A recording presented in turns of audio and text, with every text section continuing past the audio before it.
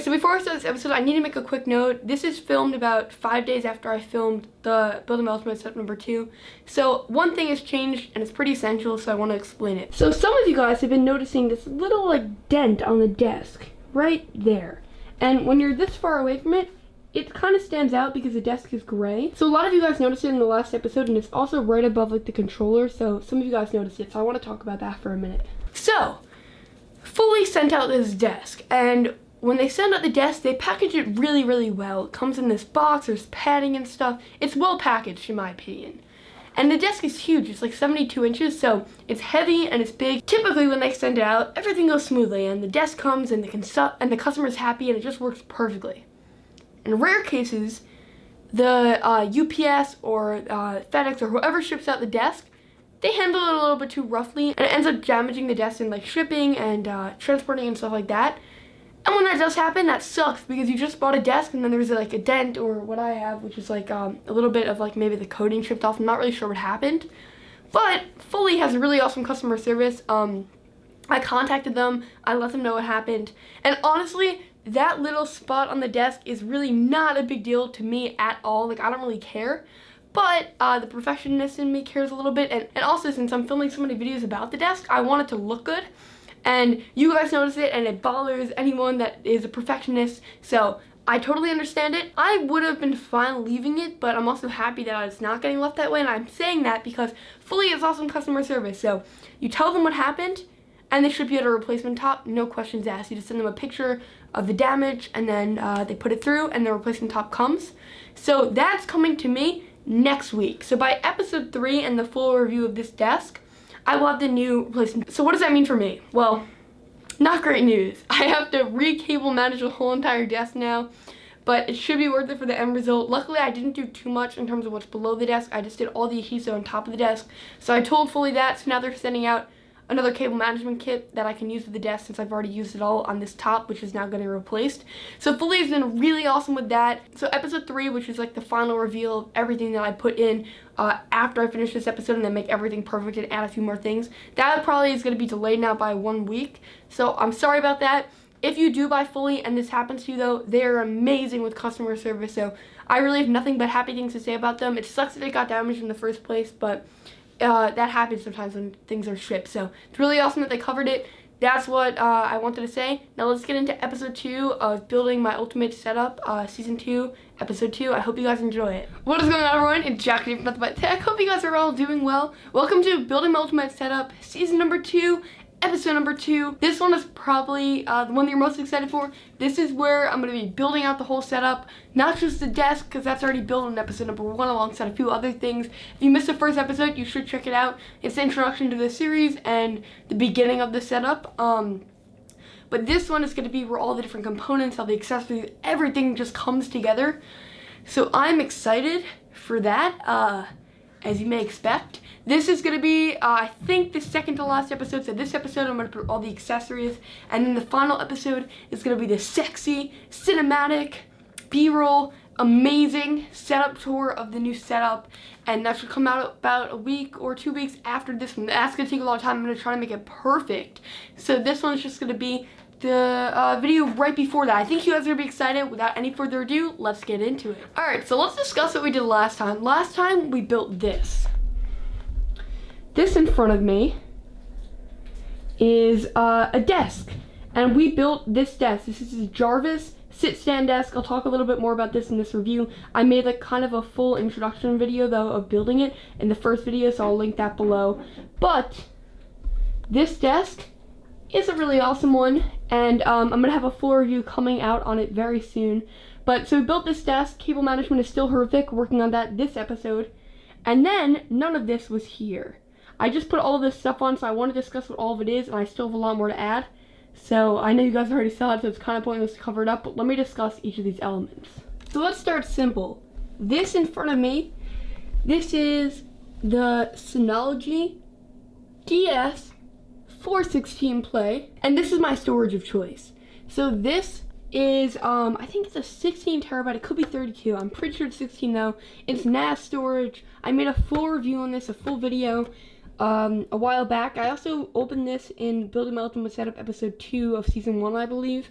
But this is an awesome piece of tech. I store all of my videos on here, so that includes the rough video, so all the different components, the audio, the B-roll, all the mistakes I make in the A-roll, which, let's be honest, it's a little bit more than a ton.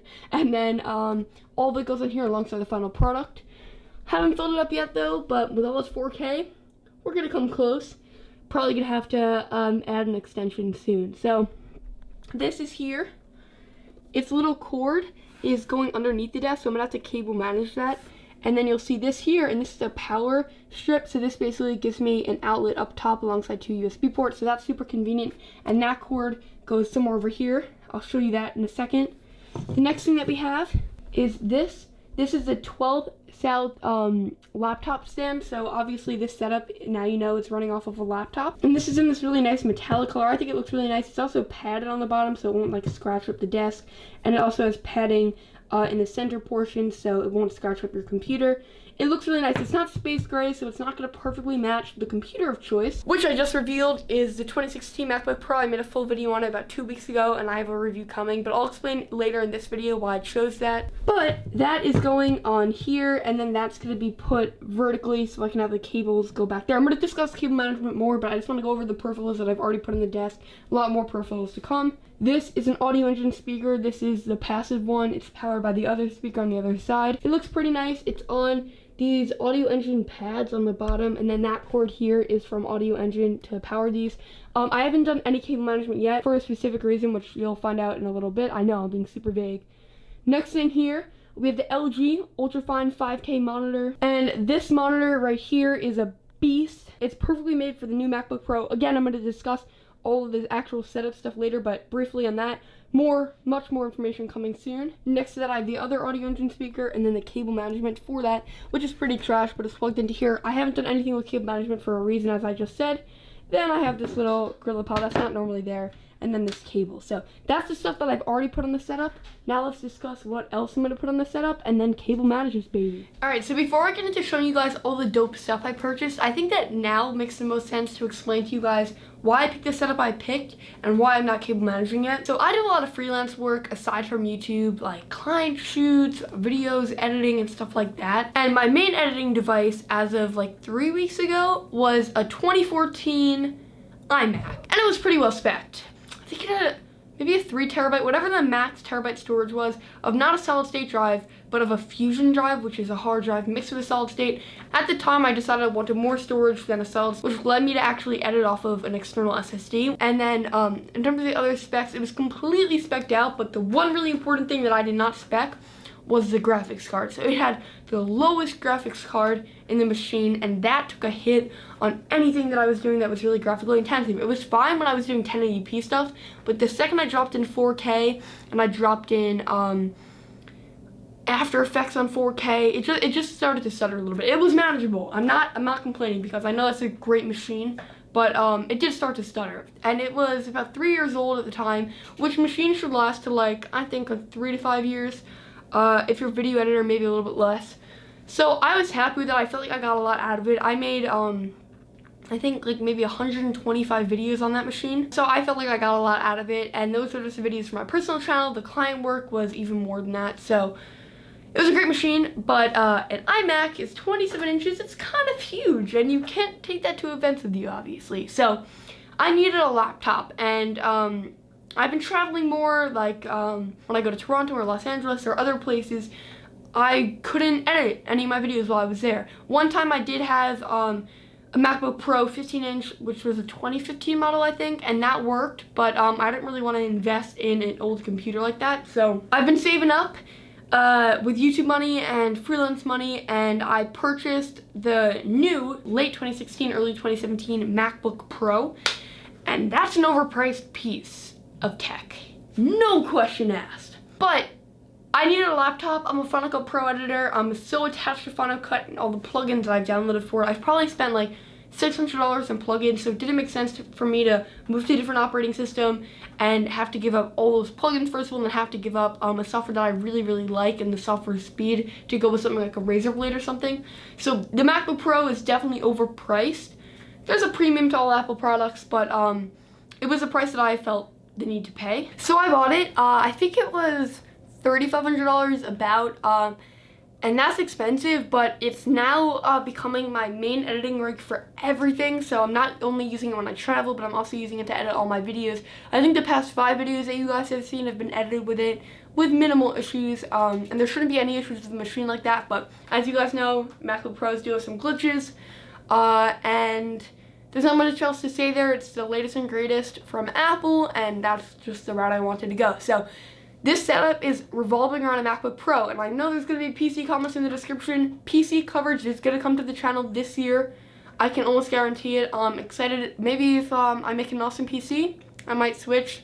I'm not so sure about that. It really would have to win me over, but that's the setup for now. So when Apple released the 2016-2017 MacBook Pro, they released these LG ultrafine 5K displays, and they power the MacBook Pro and charge it, and they also have data transfer, and that's because the MacBook Pro has Thunderbolt 3 USB Type-C port. With one cable, you can power a computer and power a monitor, and that's really cool. And the monitor is also 5K, so I was using a 5K iMac. I didn't really want to go down in resolution. I love how crispy that thing is, and I also wanted the palette of colors on the display to match the palette of colors on the MacBook Pro, and the 5K does.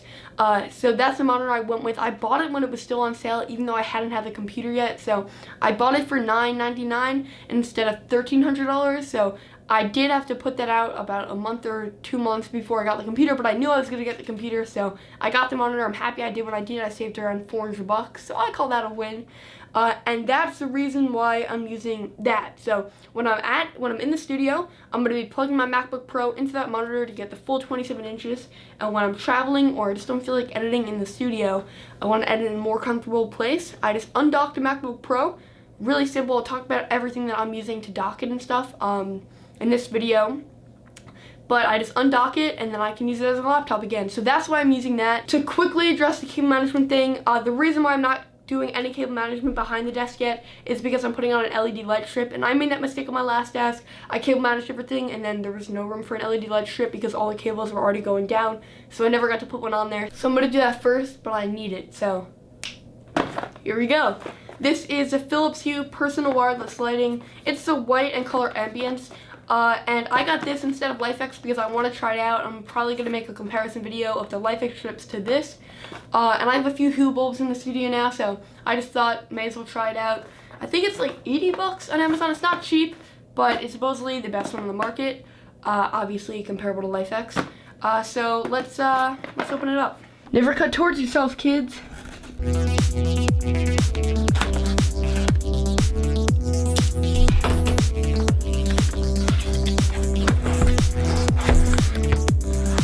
Alright, pretty standard packaging, nothing really that special here. So it just looks like you get the strip, and then the power brick.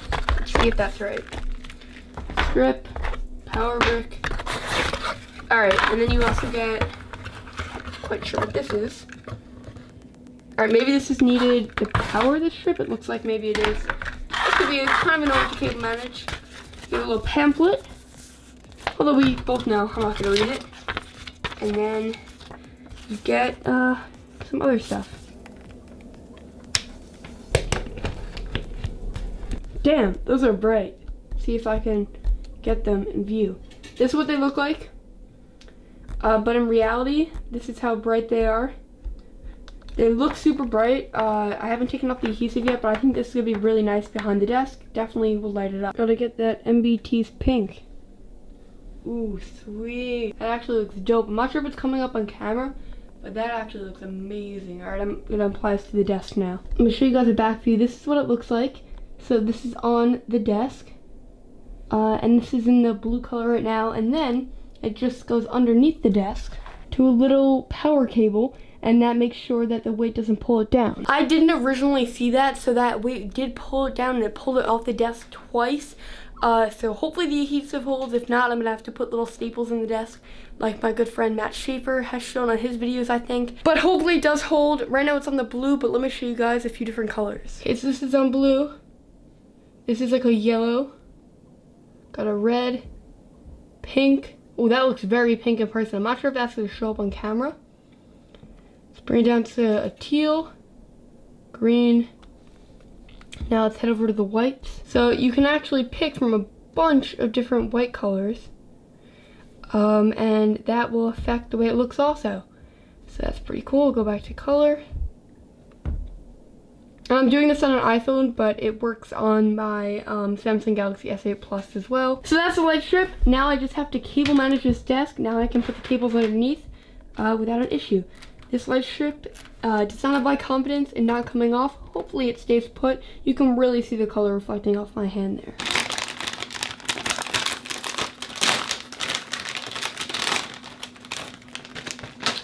Okay, so these are cable ties. You use these to put cables onto a desk. You can mount it like this. You tie the cable in. This goes on the back. It's a little adhesive. A bunch came with the desk, but I needed a bunch more. Guess I just have too many cables. Was really going for a minimal setup here, but hopefully it turns out that way. It will.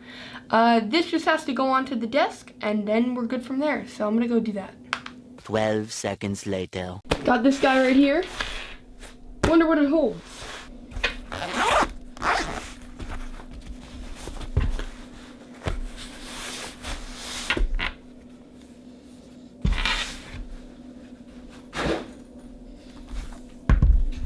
So this is the MacBook Pro. This is the powerhouse. It looks pretty small in comparison to everything else. I have a case in it right now as I'm doing an accessories video, so subscribe if you're interested in that. But I'm gonna take off this case so I can show you guys what's underneath. What is this, you may ask? Why, this is a color skin. Damn, that looks dope. This perfectly matches this graphite. I love the navy and the graphite combo. So this is a skin from Colorware. This looks great. It also feels great. It complements this computer amazingly, and it also complements the interior, which is currently space gray, but I'm going to apply this skin to the keyboard as well.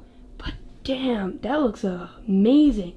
And when you pair it with this case on top, it makes it even a little bit more subtle, and I think it just really complements the whole white and blue and metallic theme we're going for here. So for now, the case is going back on because this right here, it's fit for the case. I have to get the other adapter for it, and that's before the accessories video.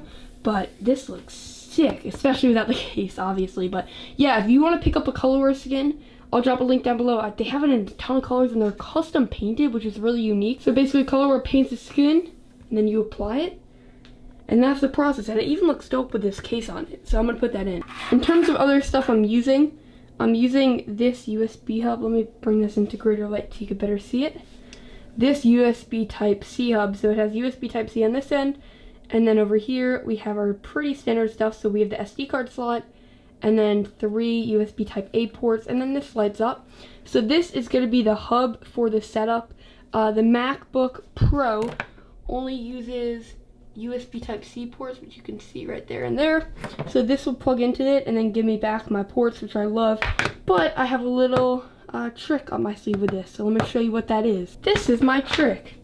This doesn't seem like such a trick though. So let me explain why it is. So I'm trying to keep the setup as minimal as possible, and I don't really want a USB hub on the desk. I think that would make it look really unclean if everything was plugged into it. So this is a USB Type-C extender. So I'm going to route this underneath the desk, and then I'm going to put the USB port mounted like right here or over here or something, and then I'll be able to plug in underneath the desk. It will be a lot more minimal, and then I'll be able to unplug it when I need to take that port to go, but I'd rather have it underneath than up here.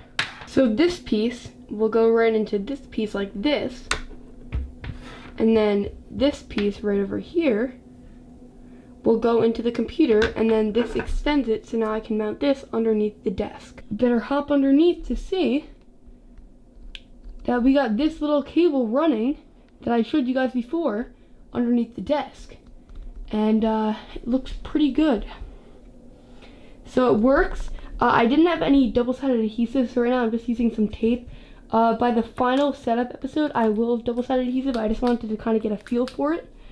But yeah, I mean, I think it looks really good. It looks like it's meant to be there.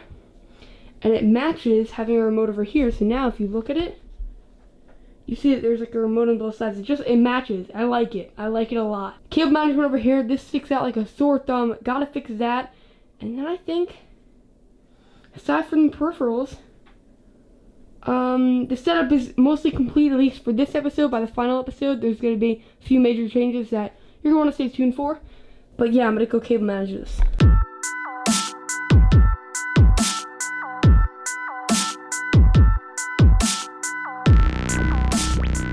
Thank you guys all so much for watching this video. Smash the like button if you enjoyed it. Comment, "That looks fire," with a fire emoji if you're up to this part in the video. I'll catch you guys at episode 3 soon and a bunch of other content. Thank you guys all so much for watching. Bye.